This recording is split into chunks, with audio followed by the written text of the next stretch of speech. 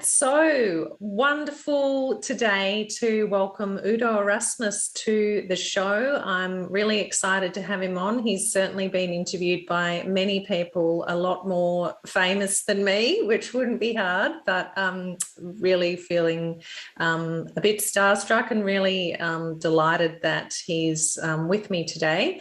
Udo is a health, wellness, spiritual and human nature educator.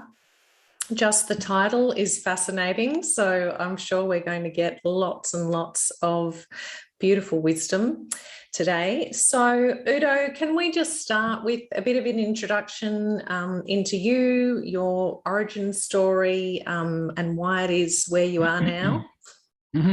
Sure. So I was born during the Second World War in what was then Poland. No, it was then Germany, but is now Poland. And my parents came from Latvia and Estonia. They had German-Swedish background. And when Stalin and Hitler made their non-aggression pact, part of Latvia went to the Soviet Union and part of Poland went to Germany. But there was nobody from Latvia or Poland at the meeting. So they just took it because they were big and they could, right? So my parents left Latvia because they loved Russians, but they hated communism because communism was a dictatorship. They took everything away from everybody and made it state-owned. So because they had German background, they ended up in Poland, in part of Germany. So I was born on a stolen farm. Wow. And I was a refugee kid when I was 2.5 years old. I was born in 1942. So in 1945, we were refugees fleeing from the communists in tanks and trucks on dirt roads in horse-drawn hay wagons, mostly women with young children, because the men were all either dead or at war or in prisoner of war camps or wherever. Yep.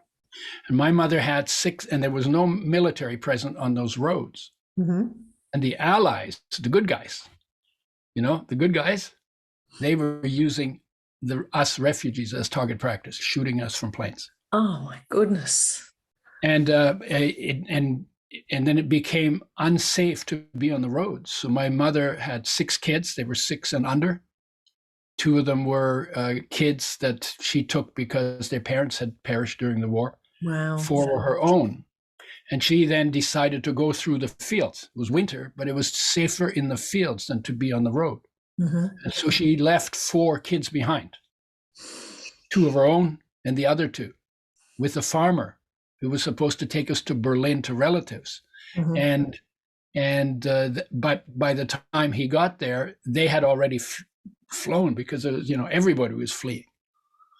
And I ended up in an orphanage for, I don't know how long, several weeks, until my mother's sister caught up with her and found out. And then she came back behind enemy lines and fished us out. I don't remember a lot from the war, but I remember hunger. I remember confusion, chaos, didn't know what I could trust, and not feeling safe because there were live bullets. This was live stuff, right? Dead horses and dead people in the ditches, So I just remember like the, anxiety. This is, if that's my fallback, if I'm not conscious, I'll go like this. Yeah, this is like totally anxious, right? Yep. And we eventually got reunited, made it out, living in Germany. I'm 6 years old, and I'm listening to people adults arguing about things that I thought were trivial at 6-year-olds. So it must have been really just stupid stuff. And it always made me really uncomfortable. And the thought occurred to me, there must be a way that people can live in harmony. And this little cocky voice that doesn't know how complicated everything is, I'm going to find out how. And that's basically been my driver. And because I was very shy, I got into books because books are safe. You can read about a war in a book, but there are no bullets flying. And, there's no, it's like, it's safe, right? Yeah. And when it came to studying, I wanted to find out how things work. So I got into science to figure out how things work because, if you're insecure, then knowing how things work gives you a certain amount of predictability and safety that comes from that. Then I got into biosciences to figure out how creatures work. Then I got into psychology to figure out how thinking works. Then I got into medicine because I wanted to know how health works.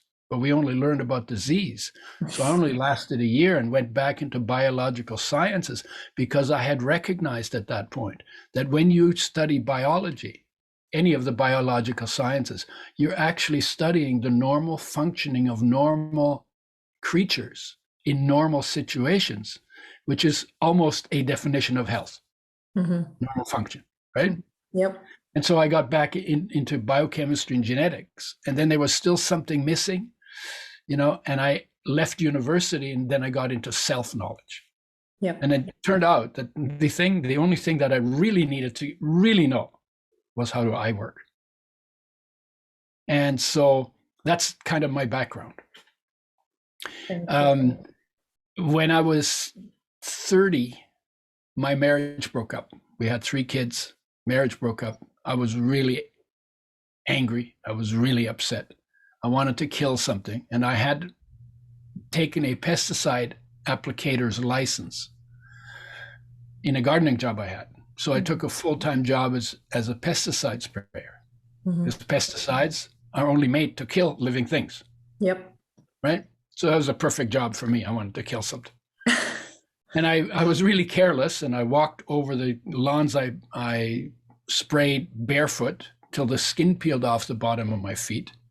At that point, I started wearing rubber boot wellies. You know what wellies are, right? Yes. I started wearing wellies, but it was a summer job, so I did it in a bathing suit with wellies. And I had a tractor, and because I like to get a tan, because it was like a blonde guy, right? And if you're discontent, whatever your skin color is, you want it different. Well, I didn't want to have blue eyes. I wanted brown eyes. I wanted to have darker skin, and I wanted to have black hair. Right? Well, at least I could get the skin part by doing the job in a bathing suit. You're driving a tractor on a bathing suit with a big tank of pesticides behind it, and the wind would drift the spray on my back. And one of my partners in the business, not the that I worked with, said to me, as a lady, and she said to me, "Aren't you worried you're going to get poisoned?" And I said, "Nah, I'm immune."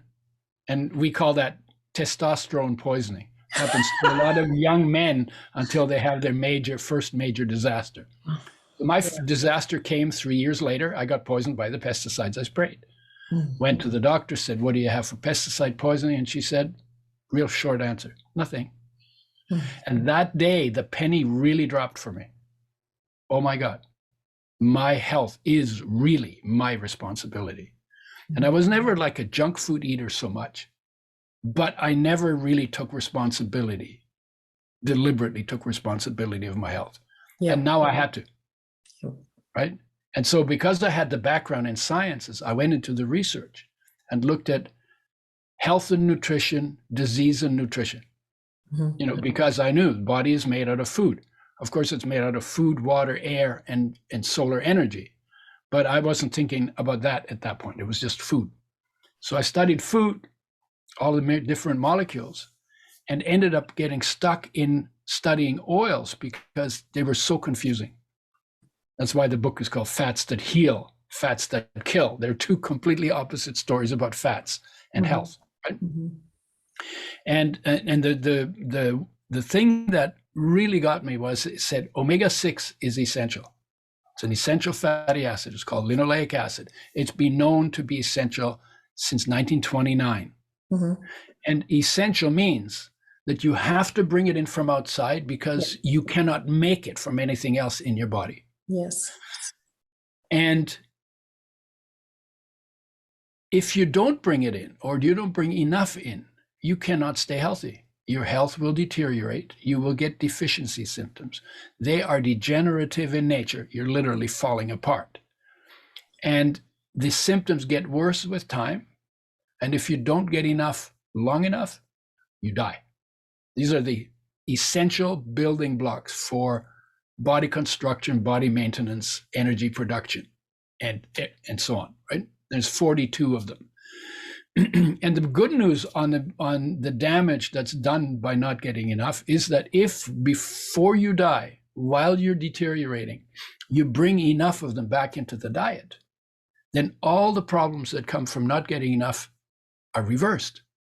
Because life knows how to construct a body that works, provided we take responsibility here at our mouth to make sure that all of the essential building blocks land in the body so life can do its job with them. And if we want optimum health instead of just minimum health, then we need to optimize our intake of those 42 essential nutrients. And there are 18 minerals, 13 vitamins, 9 essential amino acids that come from proteins, and 2 essential fatty acids that come from fats. And there are no essential carbohydrates. The carbohydrates are the least important food.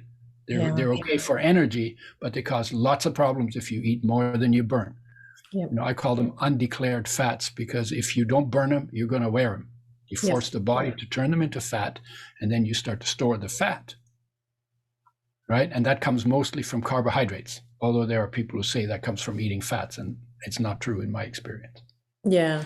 Well, So essential nutrients. So omega-6 is an essential nutrient. And the other research on omega-6 has said, and they give you cancer and kill you. I'm going, what? Right? This is essential for your health, and it gives you cancer and kills you at the same time. This is like, it drove me crazy.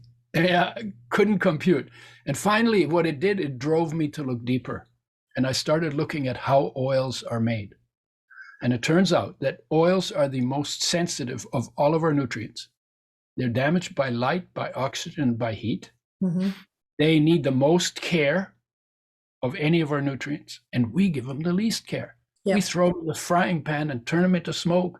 And we think that, that if you turn oil into smoke, you've changed the chemistry. Yeah. Right? And then I found out the year after I got poisoned, 1980, I got poisoned. 1981, it was established that omega-3 is also an essential nutrient. And 99% of the population doesn't get enough omega-3 for optimum health. Every cell needs them. They're a nightmare to work with.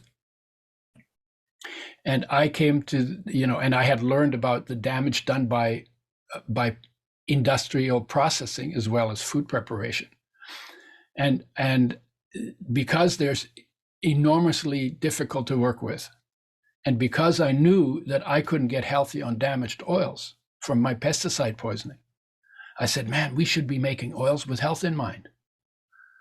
And then, and that meant that you had to take the oils from the seed and nut, where they're well protected by nature's packaging, through the pressing, the filtering, the settling, the filling, till they're in a brown glass bottle, nitrogen flushed, and in a box to keep the light out, in a fridge, in the factory or in the store or in your home. Yep. Right. So you need to take a lot of care. Of course, people are not used to taking that kind of care of oils. When I found out that omega-3s are also essential, it's like I lit up like a firecracker. Oh my God, we could help so many people. If we could make oils with health in mind and bring the missing omega-3s back into the diet of people, we could, there have to be lots of symptoms from not getting enough. And we could be able to, life would reverse all those symptoms if we provided the building blocks in an undamaged form. And the enthusiasm that came out of that realization, I think there is something in human beings that delights in being able to help. Yes. And that just like, I got obsessed. I lit off like a fire truck. I goes, oh my God, we could help so many people. And so we built the method. That's really my claim to fame, is I developed a method for making oils with health in mind. Give them the care they need so they don't lose their health benefits, right? And whatever, all of that. And then we started with flaxseed oil, because flax is the richest source of omega-3 that is affordable and available. And so we started with flaxseed oil. We turned that into the second highest selling oil in the natural foods trade in the US within 2 years. Wow. we did a tour in a van in 1988 in the hottest months in the US. So it was like half of June, half of September, all of July and August. We went, it's 101 days. 85 cities, 35 states, 17,000 miles by road in a van without air conditioning. I slept on the floor of the van. My driver, who was also the guy who made the deals, he had built himself a bunk across the back. We had our clothes on a broomstick inside the double doors. And every 2 or 3 days, because it was so hot and sticky, in Phoenix, we actually fried an egg on the pavement. We didn't eat it, but that's how hot it was, right? And we and then we found out that if we ate carbs, we would get tired, and if we ate meat, we would feel heavy. So we did all but the first 14 days in which we figured that out. Did it on raw, fresh vegetables like heads of cabbage and broccoli. That's what we had. That's what we ate. Mm-hmm. We didn't eat anything except fresh, raw vegetables. That was my first pass at plant-based living. Mm-hmm. And talk to anybody who would listen to us. From 2 people to 1,500 people, and just people got excited. And we had said, really, I have no business background. I didn't like business. I just but I love nature, and I had a really good academic background. I was also really shy, but the enthusiasm. I mean, if I had to give a talk in class, I would find a reason not to go to school, and never asked a single question in class, either in high school or in university. And I spent like 6 years in university. I was that shy. The idea of I'm asking a question of more than 2 eyeballs are looking at me, that would freak me out. Yeah. Right? But the enthusiasm for this thing dragged me through all my fears. And now it's like, I'm so comfortable. I still like to know what I'm talking about when I'm on stage. Yeah. But I am so comfortable. When I know what I'm talking about, I'm comfortable. And it's almost like, well, you could expect that if somebody says he's never going to write a book and he's never going to do anything on stage, that somewhere down the line, destiny will take that on. Never say never. Yeah.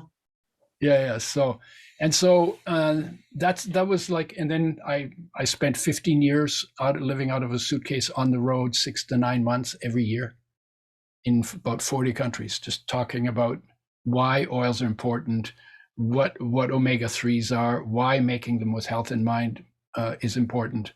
And then just talked about oils. And then we got into digestion with digestive enzymes and probiotics and fiber, and then got into greens because everybody knows they're supposed to eat the greens. Most people don't. So we made them portable and made them put in shakeable. Right? Yep. Shakes, smoothies and stuff. So that's what I've been doing. And then I've been just expanding it.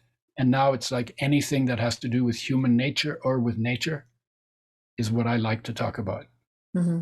And how we live in alignment with nature and our nature, because everything affects health, and any step we take out of line in 8 different arenas of life, every step we take out of line, we eventually pay something in terms of illness or depression or confusion or emptiness or heartache.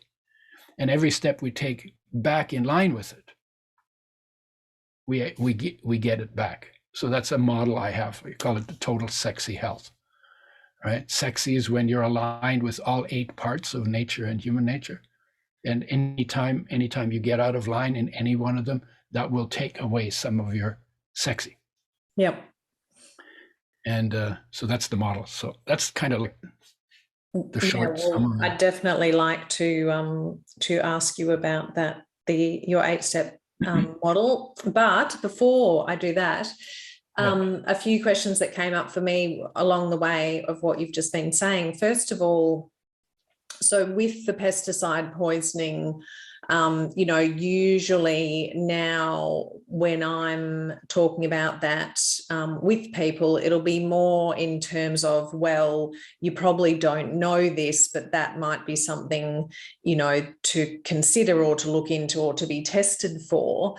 But in your case, were you, completely sure right off the bat that, okay, I've learned my lesson. I've been sitting here in my bathers, in the tractor, and that's what it must be. So what symptoms did you have?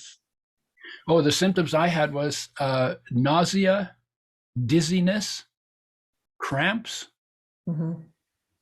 and energy like an 80-year-old. I was 38.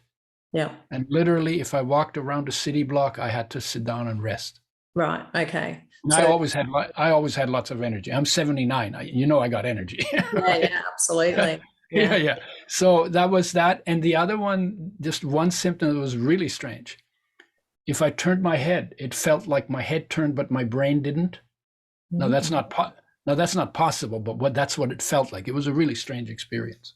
Wow. Okay. And so did you kind of self-diagnose then? Did you go, oh, I think it's the pesticides? Or yeah, it was even easier than that, because we were spraying in, the big tanks that they hold crude oil in. Yeah. And they put dams around them so that in case it breaks, then you end up with a lake of oil and it doesn't just flow everywhere into people's houses and stuff. But we used to spray soil sterilants, which means stuff that kills everything that's growing there, because people, and I sprayed them around there, and we were not allowed to clean up for lunch in the facility that we were spraying. They wouldn't allow us to clean up. And I licked some off my fingers, and I didn't say, hey, let me lick that off my finger, but I was eating my sandwich, and I know I got it off my finger. Right. And then the symptoms happened very, very quickly. Wow. Okay. It was like minutes. Wow. Okay. Yeah. Awful. And then my next question along your journey was, when you were then, you were given the answer of no, there's nothing you can do about it by the doctor. Yeah. And you went to research yourself. Was there much, information out there at that point? No, what a great question. Yeah. Actually, what I did first is I went to the government agency that gave us the course that I had to pass. I got 99.5% on the course. Right? So I knew the stuff. And when I got poisoned, I got in touch with them and I said, can I come and use the literature you have on pesticide poisoning? Right. They wouldn't let me do that. And in fact, they had somebody say to me, this is the usual whitewash that you sometimes get from industries that are hiding the damage of what they're doing. Yeah. We're so there's a lot of that goes on over the years. I've seen a lot of it, right? And so they said to me, no, you probably just got the flu, because some of the symptoms are flu-like. Some of the symptoms of pesticide poisoning are flu-like. Right. Okay. And I got mad because I knew what had happened, and I know I didn't have the flu, and I've had enough flus to know what they're like, right? Yep. And so I went to Greenpeace. Greenpeace began in Vancouver, where I am, right? Oh, okay. And I went to Greenpeace. It was a young organization, and I asked them. And I was put in touch with two women who had a long stack of papers on the effects of pesticide poisoning, including one paper where they talked about, there was a guy who was a pesticide sprayer like me, and he had a big tank that he was spraying out of. Either you get a gun that you shoot pesticides, or you get something where you spread them over a lawn or something, right? And I had a tank like that as well. And the tank has a lid. You pour in the water, then you put in pesticide concentrate, then you put in some spreader sticker, so that the pesticides don't drip off of whatever you sprayed them on, so it sticks. That's called spreader sticker. You put some of that in, and then it churns while you're spraying. So the lid came loose, and he took a wrench to tighten it. And the wrench slipped and fell into the tank. And automatically he put his hand in to retrieve the wrench and dropped dead that fast. Oh my goodness. Because the pesticides got absorbed through his skin. Yep. And I don't know what he was spraying, but all of them, the only reason we make pesticides is to kill living things. Yeah. And we usually do it either by poisoning the brain or by poisoning energy production. Right? So I was lucky. That never happened to me. And I was also eating very simply and mostly whole foods. And I think that helped me, because a lot of the people who did what I did ended up getting cancer, because more than 60% of the pesticides we spray are carcinogenic. Yep. And then when I went to Greenpeace, and I started doing saunas. Sweating is a really good way to detox. It's probably the most underused, because oil-soluble toxins will come out in the oil part of the sweat, and water-soluble poisons will come out of the water-soluble part of the sweat. And you can measure that, and it's been done, and they've measured the decrease in the body through sweating, and they've measured the amounts of oil-soluble and water-soluble pesticides in the sweat. So there's research from the mid 80s. Right. Early 80s. Yeah. Yep. So and then I started reading and thinking, and then I started taking supplements, and I started paying attention, antioxidants, and I started paying even more attention to how I was eating. Yep. And fundamentally, I managed to put it aside. I had the beginnings of arthritis in my knees when I was 38. Not very bad, but when I bent my legs and put a little pressure on my knees, they would hurt. Yep. I'm 79. I got nothing. I got no pain anywhere in my body. But I am paying attention now. And it was the pesticide poisoning that really rubbed my nose in the value of what we can do if we're willing to do self-responsible healthcare. Yeah. Yeah. So obviously, most people are not going to have anywhere near those exposure levels to pesticides that you had. Yeah. I'm a huge proponent for recommending to people that they buy organic food whenever they can, at whatever level they can afford to do so. By the foods that you eat the most of, try and buy those ones organic. But I guess I'm just interested to get your perspective on, what people need to know about pesticides in terms of everyday exposure for most people, and what they can do other than organic eating. Are there other things that we should be doing or we should be aware of? Well, I would say this. If you think, and I tend to look at it this way, when I try to find the answer to a problem in health, I always want to look at how was it in nature before we got civilized. Because most of our degenerative diseases came with civilization. And we used to call them the diseases of civilization, because they don't exist among the uncivilized. So then the question is, well, what is health? Where does health come? How was health created? Well, it wasn't the pharmaceutical companies that created it. It wasn't the governments that created it. It wasn't the medical profession that created it. Health was created by life in nature. And the genetic program that we have that builds and repairs and renews the body on a consistent basis, that program was put together by life in nature. And it is only made to work properly when we live in line with nature and our nature. And that's why, again, every step you take out of line with nature. So and what was that? What was the standard? Fresh, whole, raw, organic. That's how all the animals eat, except for us. Yeah. And the animals we eat, right? And for humans, in most places, mostly plant-based. Yeah. Because there was a time when we only had rocks to hunt with.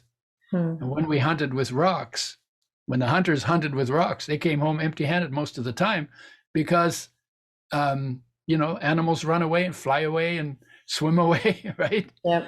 And when they came home empty-handed, then They ate plants because plants are really easy to hunt down and kill because they don't run away and they don't fight back. Yep. So plant-based, that's so plant-based. And so then the question is, well, when we come into civilization, what does it take? What do we need to do in order to live as close to in line with nature as we possibly can? Yeah. So that then there you say, okay, well, eat organic as much as you can. Mm-hmm. Now, what you don't know, what most people don't know, is there's pesticides in our oils. And that was a shock to me when I found that out. I called the Oil Chemist Society because I found out about 1% of the molecules in our cooking oils are damaged. Yep. And if you do the math, then if you take a tablespoon of an oil that is 1% damaged, there are more than 1 million damaged molecules for every one of your body's 60 trillion cells in that oil. So I called them and I said, why do you do this? It's doing, and of course I'd been poisoned. So I was sick. I was trying to be healthy. So, you get pretty focused and you become pretty anally accurate, want the truth. And I adhere to it. So I said, why do you do this? He said, well, we can get rid of 50% of the pesticides in the oil. And I'm going, oh my God, I never even knew there were pesticides in oils, right? Because that's all new to me, right? And so I said to him, well, why don't you start with organically grown seeds? Yeah. And there was this long silence at the other end of the phone. And I waited. I can talk, but I can wait too. When he came back, he was really angry. He says, I don't know what your problem is. The oil is just 1% damaged. It's 90% good, 99% good. And if you got 99% on an exam, you'd be damn happy, wouldn't you? So then I thought, well, maybe I'm overreacting. And that's when I did the math. Yeah, right. And I asked people, how many damaged molecules do you think are there in a tablespoon of oil? All of the estimates are 1 billion times lower than actual. Yeah. So that means you are thinking that you are doing much less, that you're doing 1 billion times less damage to yourself by using those oils than you're actually doing. And then, in a way, it's like, maybe it's time to rethink. Maybe your body does need an oil change to get dirty oils out and to bring clean oils in and to make them a habit, because they're major nutrients, like 2 to 4 tablespoons a day. And maybe you need to take your frying pan out and turn it upside down and hit yourself on the head with it really hard. That is the dumbest thing we've ever invented to do to our health, because you burn everything, right? And you burn protein, you increase cancer. You burn starch, you increase cancer, and you burn oils, you increase cancer, all independent of each other. So everything you overheat in your frying pan increases your risk of cancer. Yeah. Right. And when people know that, then they have a basis for making some changes and making better choices. Mm. So I don't know if that answers your question. Yeah. So we're talking about fresh, whole, raw, organic, mostly plant-based. Yep. And then I say to people, okay, look at where you are in your cooking. Maybe if you're frying, then maybe cook in water more. Maybe steam more. This is the next step. Maybe eat some of it raw and gradually eat more and more of your food raw. Yep. You obviously have to do that gradually because your system is not used to doing that. And then for a while, it'll kick up a fuss. Yeah. And the same thing, if you got organic, if you got pesticide sprayed, get something organic as much as you can. If you can't afford to go 100% organic, well, then go 10% organic. Yeah, yeah. But don't say I can't do it perfectly, so forget it. I won't do I'm it. not doing anything, right? And people tend to do that. Yeah, they do. Right? Yeah. And fresh, whole, the way nature makes it. Not processed. Processing is a huge area of damage to our foods and damage to our health. Yes. And it's the processing of oils that was the issue, not the oils themselves. Yeah. So do you want to tell us a bit more at this point then about your the process that you designed to make the processing of them? And so are you with this as well? well, just before you say that, so talking about the oils having pesticides in them, so are we talking about any non-organic oil is likely to have pesticides in it? Is it some types of oil more than others? Nobody knows. Yeah, right. You don't measure it, right? Yeah, The farmer sprays what the farmer sprays. Yep. So you don't know. Yep. But part of, so half of them come out, the other half stay in. Yeah. Right. And so because oils are so important and have so many important functions, that would be one of the first places I would clean up. The second one, I would decrease my intake of carbs that are not organic, because what they've learned is they use glyphosate, Monsanto's glyphosate. They use it on the grain crops, sometimes beans and like soybeans and all the grains. Yep. They spray it on those plants in order to desiccate them. And desiccate is part of the drying process. And what that does is then you get this whole uniform field. They all dry at the same time. They all ripen at the same time. That makes the harvest much easier for the farmer, and you get better yields. But you end up with glyphosate in your foods. Now, I used to spray glyphosate when I had my pesticide job. This was in the like 76 to 80. 1980, so early when glyphosate came out, and the company had written on the glyphosate, inactivated on contact with soil. That was their big argument. I was, oh my God, that's cool. Finally, we have a thing that does its job and then becomes harmless. So it doesn't go into the soil. Is that what you mean? No, that's what they said. Yeah, that's what they said. And the truth was, it was never true. Yeah, right. It was never true. It was a lie. It was an advertising lie. And that lie is basically folk wisdom now. Yeah. So to actually get all the people who were lied to understand that this was not true, so like that'll take decades. Yeah. Right. And so I've gone more in the direction of green plants, broccoli and cabbage and like the water rich vegetables, and more off the grains, partly because they stimulate fat production if you eat more than you burn. And you can get carb addiction very easily from low blood sugar levels, but partly because they, if they're not organic, and who knows who's lying about that too. So it's a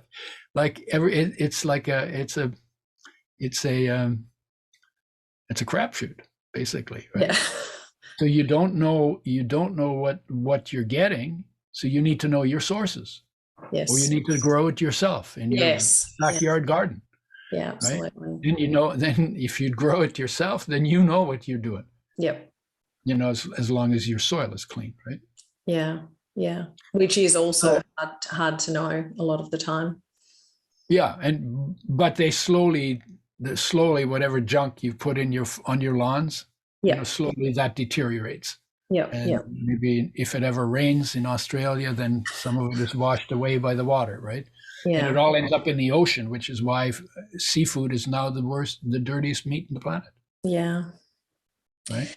But at least it's going off the land, and you can grow plants on the land, and of course, at some point we're under pressure to clean up our act, because the way we've been living on this planet is so destructively, greedy killers instead of grateful gardeners. Yeah, absolutely. Yeah, I think we are absolutely at that point now, or we've passed it, and we need to really be acting super fast. Yeah. Am I answering any of your questions? Yes, but so let's go back to the oil processing design that you came up with, or the machinery, or the actual process. Yeah. Well, you start with organically grown seeds, like I suggested to the industry, right? Yep. So that you don't need to deal with pesticides. And then you have to make a very, very tight system so that no light, no oxygen gets to the oil during the whole pressing, filtering, settling, and filling process. Because when you do that, you're not damaging the oil. And then you do it at as low a temperature as possible. Like we don't, deodorization industry does that at frying temperature. So those oils are fried before you get them, before you buy them in the store. They've already been fried. And that's to get rid of rancidity, because they treat it with sodium hydroxide, which is a very corrosive base. We use it to so you have to treat them.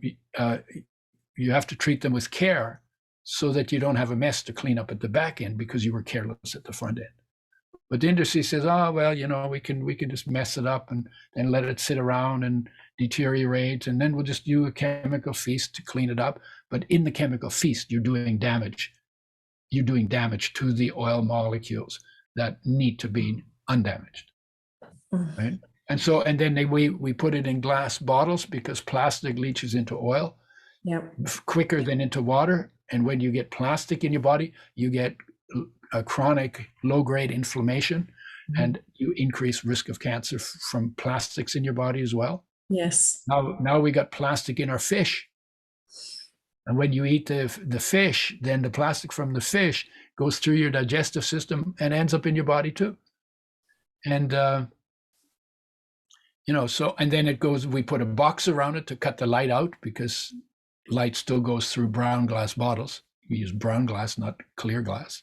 And then it's nitrogen flushed, so that you don't have oxygen in the headspace that makes the oil go rancid. Right. And then it gets put in the refrigerator, in the factory, in the stores, at home. And when we ship it to Asia, from North America to Asia to Australia to Europe, it gets shipped refrigerated. Now we do that for ice cream and steaks, but for some reason we've never done it for the most sensitive molecules in our whole nutritional situation.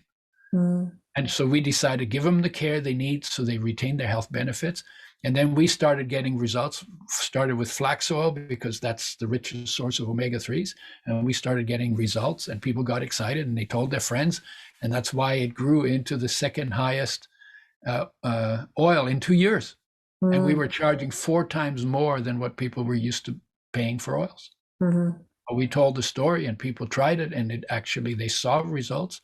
Most of all of the nutritional supplements, the one that most consistently gets noticeable benefits, sometimes quite unexpected benefits in situations that I didn't know it would help. And when that happens, people get excited. Not only does it open them up to the possibility of other things that they could do to improve their health, but they also talk to their friends about it. And that helped us a lot. And it's can you just tell us what some of those, kind of tangible results were? What differences were they finding in themselves? Yeah. And we did some studies with them, with the oils as well. But the biggest rant is skin. Makes the skin soft, smooth, and velvety, because omega-3 and 6 together form a barrier in the skin against the loss of moisture. And it gives you soft, smooth, velvety skin. Now, dry skin shows up in deserts more than in humid climate, and in winter more than in summer. Yes. When your skin is dry, you need more oil, because skin gets it last and loses it first. Right. Because your inner organs need the essential fatty acids more than, they're extremely important to inner organs, but you can live with dry skin. Yes. So nature sets it up, inner organs get it first.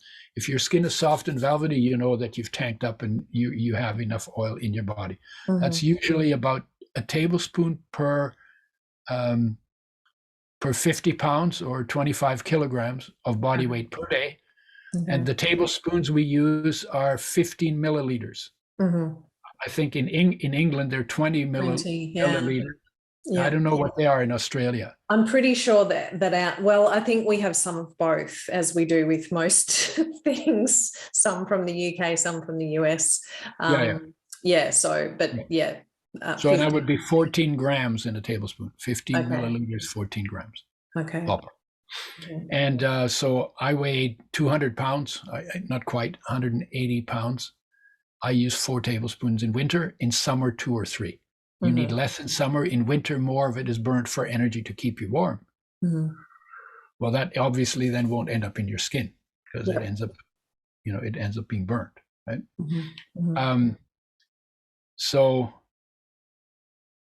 yeah, so that's so the main thing people. Oh yeah, so that's the biggest rant. Yep.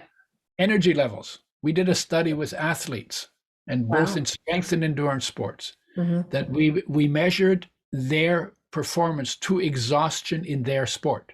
And then we put them on the oil, but now we're not talking about flax oil, we're talking about Udo's oil, which is a blend that we created because I became omega-6 deficient on flax oil.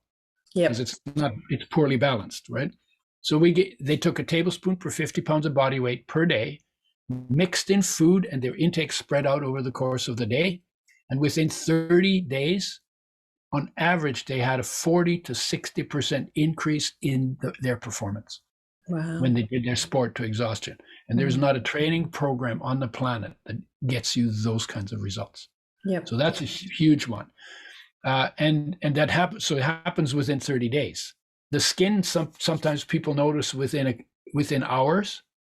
We usually say try it for a month, because it's not everybody sees it immediately. Brain function, probably 6 months. You'll notice you process things better. There's research that says your IQ will go up by 3 to 9 points. We could use that. We live in stupid times, and we need more smarts. Yes, I agree. Right? Hair and nails grow about 25% faster. You don't get the split ends, and you don't get split nails or cracking nails as much. Pregnancy, huge, because every time a woman has a child, the child depletes her brain of omega-3s. The mother has to maintain her brain and then build a new brain for the baby.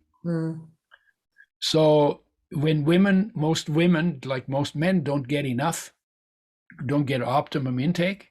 So the research says every child depletes the mother further, and each child gets less than the previous child. And that's the reason why oldest children on average, now there are other factors involved, but on average, the oldest children have the highest IQ.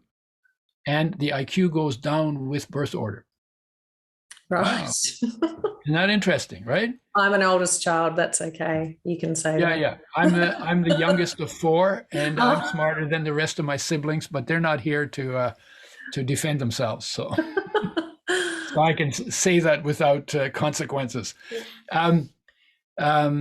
And they also think that's the reason why women get more chronic fatigue, collagen diseases, autoimmune diseases, depression than men do. They get those conditions 2 to 15 times more frequently than men.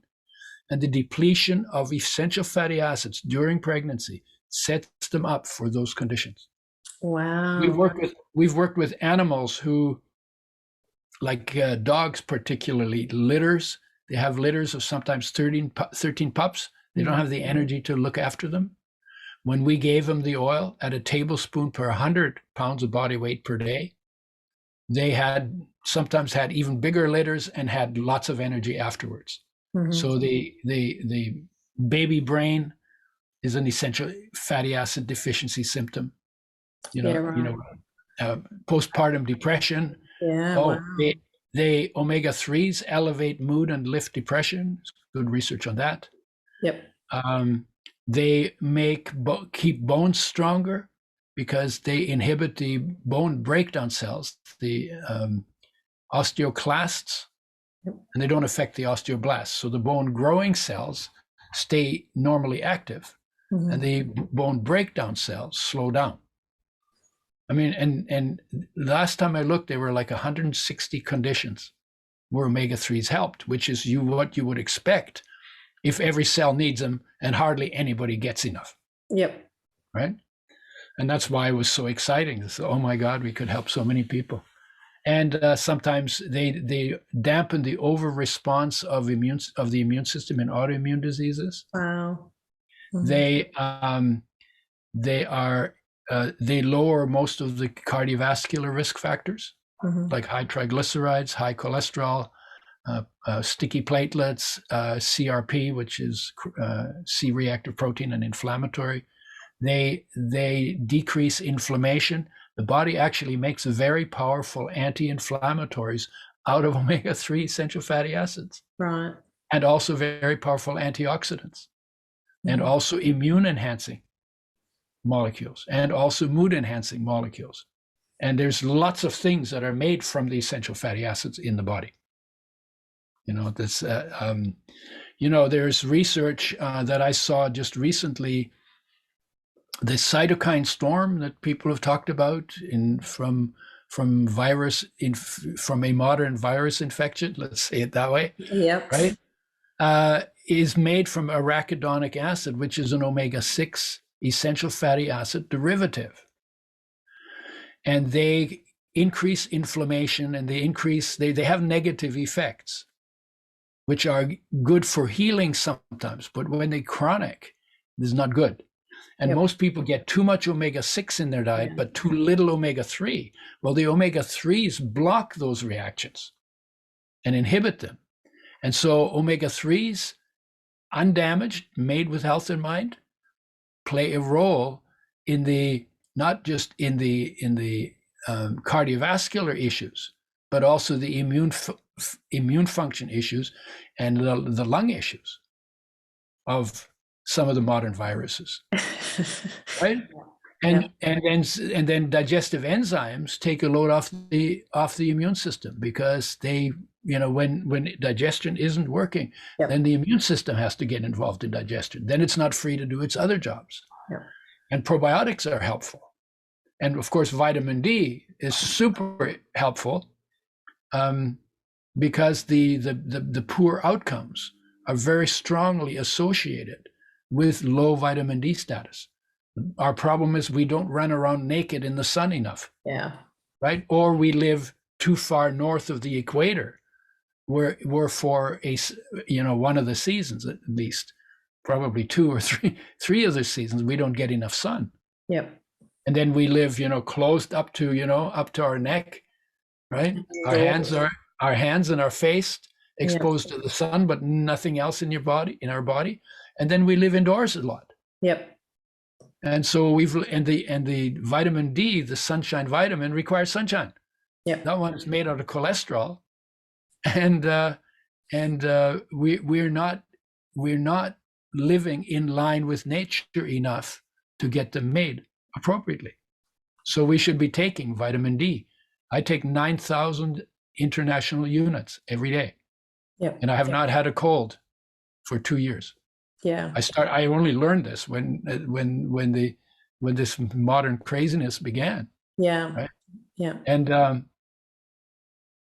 then vitamin C, of course, that comes from green plants. If you don't eat green plants, there's not much vitamin C in your steak. Sorry, guys. I'm just telling you. Right? And zinc, 60 to 70% of the population doesn't get enough zinc. Zinc is extremely important for immune function.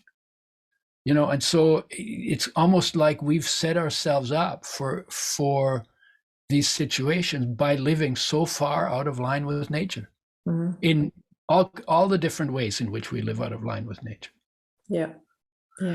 Totally agree. And so is it possible for somebody to get enough? I mean, I'm sure it's possible, but I'm just thinking, rather than having to feel like I know that you would suggest that you're taking this oil within your food, so you're having it on your salad or whatever. But do you think most people need to make sure they're getting additional omega-3s? Oh, you've already said that most people don't eat enough. But so I guess what I'm trying to ask is, what would be the diet that you'd need to eat to get enough omega-3s and balance them with your omega-6s without having to consciously go, okay, I need to take another tablespoon of oil today? Right. So the reason we made the blend, after I became omega-6 deficient on flax oil, I got dry eyes, skipped heartbeats, arthritis like pain in my finger joints, and thin papery skin. Classic omega-6 deficiency symptoms. I fixed them by eating sunflower seeds, which have a lot of omega-6 and no omega-3, just to bring the balance back, right? That reason, and people said, oh, this is complicated. Is there one thing I can do that gets me all the good that I need from fats and none of the bad? Yeah. That's why we made the blend. The blend has 9 ingredients: flax for omega-3, sunflower sesame for omega-6. It has evening primrose, mainly for the antioxidants in it, rice germ, oat germ for the minor ingredients that have major benefits, a little bit of coconut, GMO-free soy lecithin. We have to get that from Europe because we can't get it in North America, and vitamin E. And you take a tablespoon per 50 pounds of body weight per day. That's pretty much an optimum. You know that by skin feel. If you need more, you take more. If you need less to get that, you take less, because it's a little different. People are a little bit different. And you mix it in food. You spread it out over the course of the day. Oils are compatible with all foods: fruits, vegetables, starches, proteins. And you can put them in hot soup and on steamed veggies and in hot sauces, but you put it in those as your last ingredient after you've taken whatever it is you're making off the heat source. Yeah. Okay. Yeah. So they're not damaged by, I put it on miso soup, for instance. I like miso soup. It has a nice flavor. The flavor is enhanced. The oil floats on top, and I will drink it the way they drink it. In Japan, they just drink it out of the bowl, right? And the flavors is beautiful. And oils do a couple of things other than all of their health benefits. They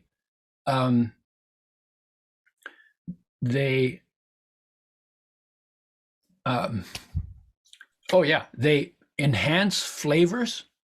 Right. Yes, they do. And, yes. Yeah. And they improve the absorption of oil-soluble nutrients in foods. Yep.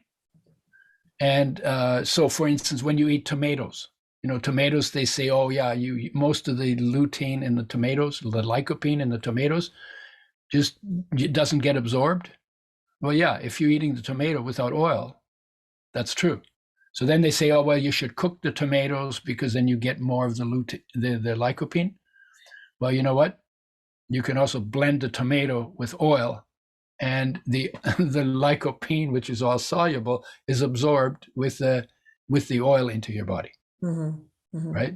And that's true for all the other carotenes and for all of the other oil soluble, vitamin E, vitamin D, vitamin A, and vitamin K. They're all oil soluble, right? So having oil with food, so the idea of saying oils are bad and I don't want oil in my food, that's like really dumb. Yep. Because it's not true. You need oil. People were going on no-fat diets when I started working with oils. Yeah. And they always complained about low energy levels and dry skin. Yeah. And so I said to the Vegetarian Society in Vegas, when they invited me, I said, you're making 2 mistakes in your vegetarian diet. One is, and you're making 1 mistake. You're dumping the oils. You need those oils. And not everybody was willing to follow it, but the ones who did, I got feedback and said, oh my God, I have energy to burn and my skin is beautiful. Yeah. And oils do that, Now, carbs, there are no essential carbs. So carbohydrates are the least important food. Yep. Now, Kellogg's doesn't like to hear that, but,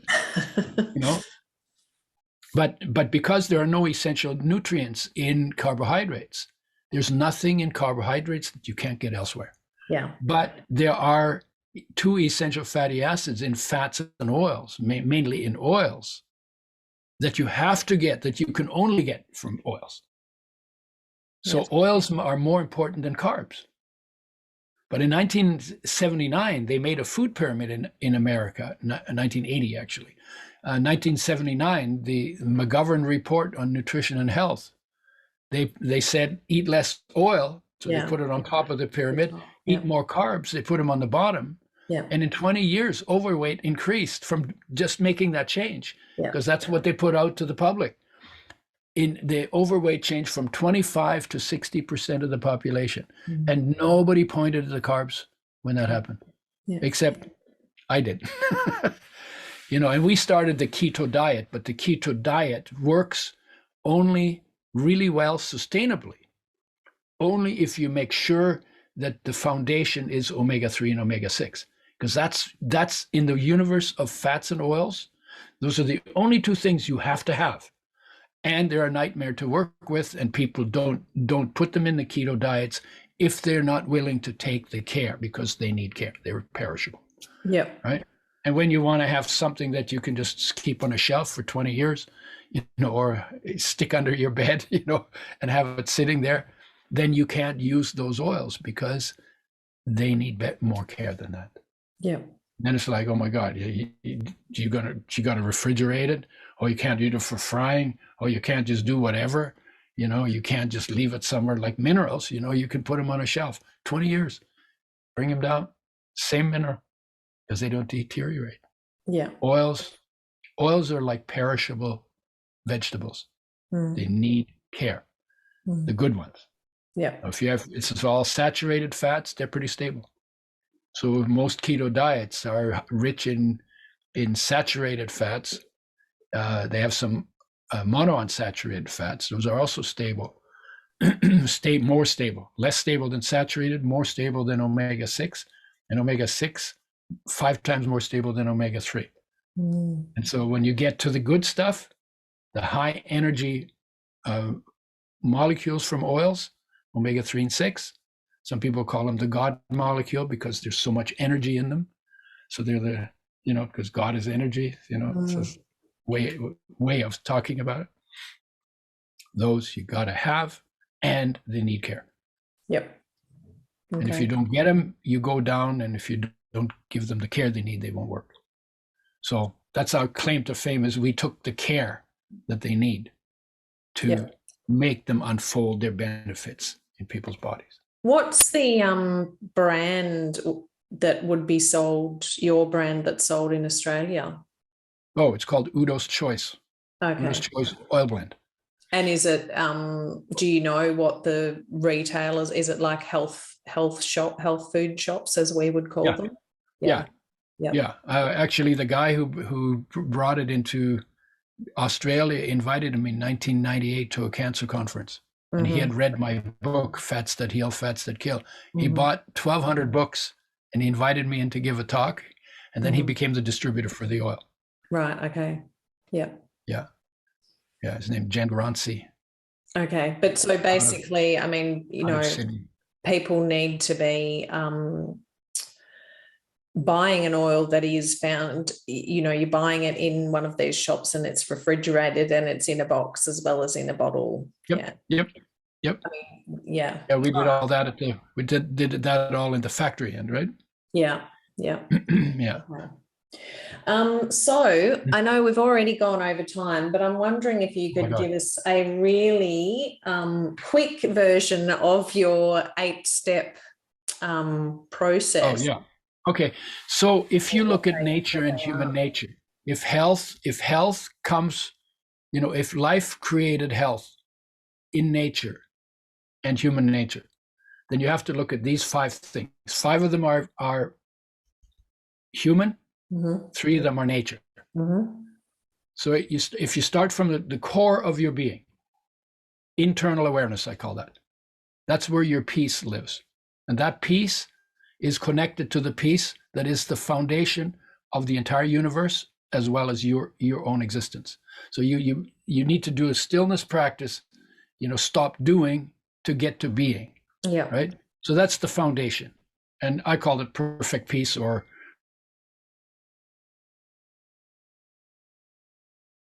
that base. And so what that means is peace has always been everywhere, but only peace knows that. So if you don't see peace everywhere, it's because you're not in touch with your access to peace, which is in the core of your being. So you need to do a stillness practice that brings your awareness inside, self-knowledge or meditation or whatever you call that, mindfulness, whatever you call that, whatever allows you to bring your awareness inside into the space that your body occupies. So that's number 1, foundation. Number 2 is solar energy, which is life energy.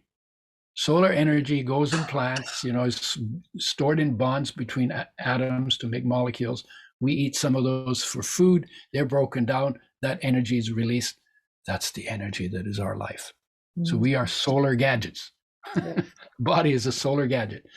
And in that energy is all powerful, all knowing, and everywhere present in your body. That's a definition of God, by the way, right? Omnipresent, omniscient, omnipotent, right? And that energy is unconditional love. And it loves you, your body, unconditionally, 24/7, never takes time off.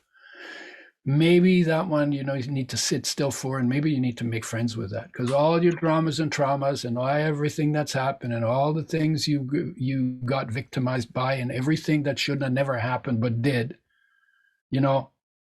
something in you took perfect care of you through all of that stuff.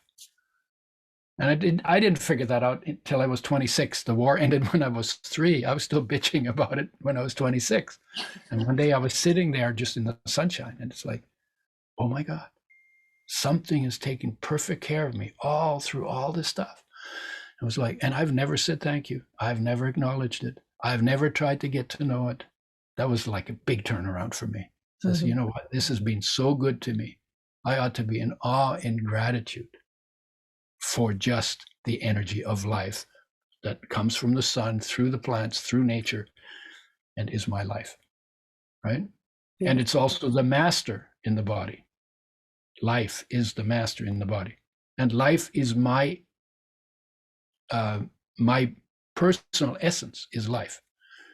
Human beings' personal essence is not the body, but it's life. That's why I call this my body, which means I'm not the body, I'm the owner. And who's the owner of this body? Well, life owns the body. So maybe if I need to get to know myself, then I need to get to know that energy. Yeah. Again, it occupies the space that my body occupies, the energy that occupies the space that my body occupies. Mm-hmm. Number 3 is inspiration. That's to shine into the world of that unconditional love. And that's where inspiration and creativity and genius and design and originality come from.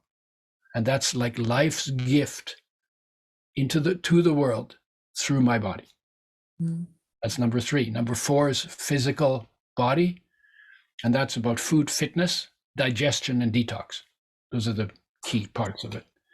And that's what we usually limit ourselves to when we talk about health. Yeah.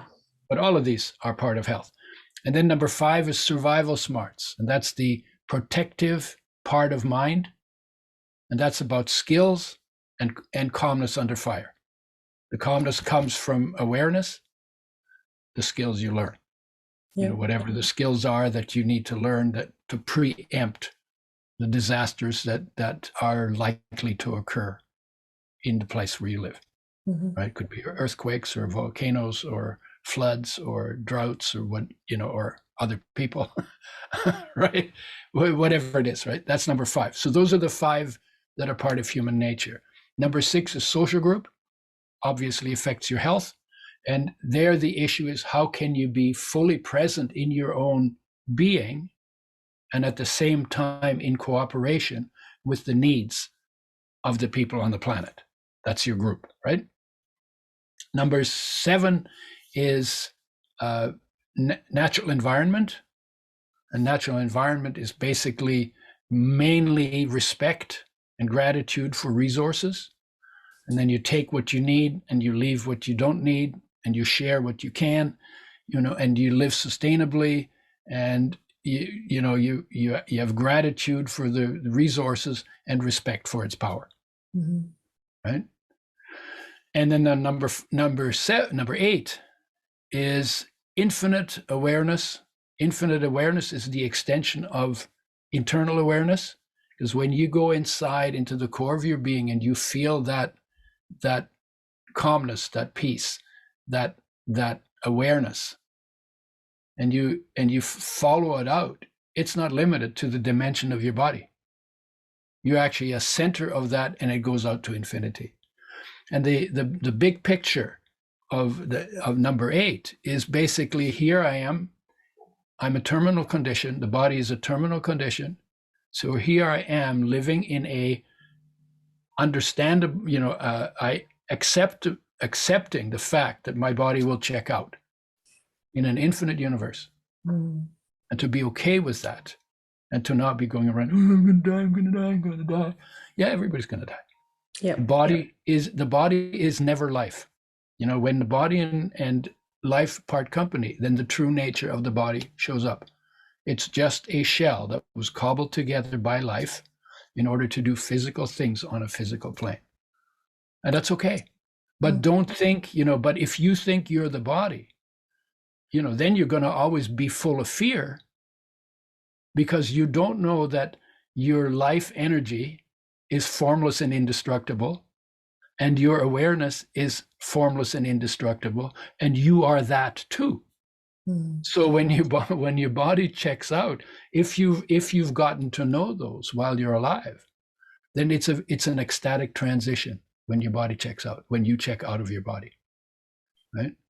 And so if you want to live the best life, you want to be fully present in all of your being and your surroundings, and not lost in thoughts in your head, because when you start thinking, you go both blind and deaf, right?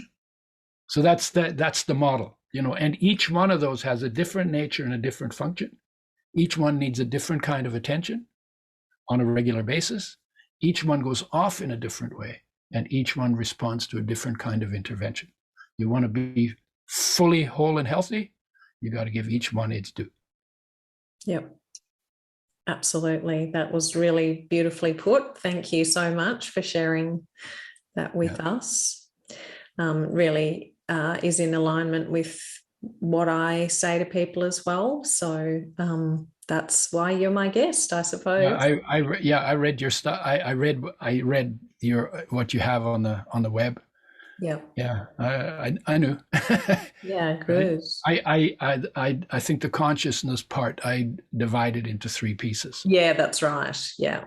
But you're pretty much. I mean, you also have sleep in there. Yes. And, of course, I like to stay awake when I go to sleep, because I want to know where I go when I'm sleeping. Yeah. And that's what you do. That's what you do in the inner practices. Yes, that's right. Yes. Yeah. Yours is a bit more defined and a bit more detailed and a bit clearer, probably. In a different way. Yeah, in a different way. Yeah. So yeah, thank you so much for all your amazing wisdom today. Do you have any particular services or programs or anything you've got special happening at the moment that you want to let people know about, other than your books? You've got more than one book, don't you? Yeah, I have just 2 places where people can follow up. One is called udoschoice.com, UDOS choice.com. That's where we talk about the products and why we made them and how we made them and what they are and all of that. And then the other one is more educational, and we got some courses on it, and it's a work in progress. We only started that recently. Oh, okay. And that's the Udo, THEUDO.com, the Udo. Love it. And I don't know what they told you, whether there's something that people can get. I think it was mentioned that we'd be able to potentially get an ebook or a mini course that people could download. Oh, yeah. Okay. I think there's a happiness course. Okay. Because they didn't tell me what they're giving away. They weren't specific. They just said that would be possible. So yeah. And the book on total sexy health. Mm-hmm. That's what I call the overview that I just went over. Yep. Those are usually we usually let people take them for free. Oh, thank you. That's amazing. Yeah, wonderful. All right. Well, once again, thank you so much for all of your time and all of your wisdom and brain power. It's really appreciated, and I'm sure that my audience will get so much from it. And thank you for letting me go over. and over and over. Oh, no. I appreciate you doing that. Thanks so much. I'm also on Facebook, and I've got a yeah, of YouTube course. channel, Yeah. and I'm on Instagram, and I'm on LinkedIn. So I'm not really hard to find. No, Okay. no. And you've got an unusual name. So like me, you'll be super easy for people to find. If you punch in UDO, I'm always on the first page. There's a few Udos around, but there's not very many. So no. All right. My name has become very useful now, because even though because it's strange. Yes, as we were saying before we started recording, absolutely, it is a benefit. So yeah. All right, Udo. Well, thank you so much once again. Well, thank you for having me. You're as important, because if it wasn't for you being an amplifier for the message and asking the question, I'd be talking to myself in the bathroom mirror. It would still be an interesting conversation. No, not to me. Okay, thank you. Bye. Right. Thank you. Bye-bye.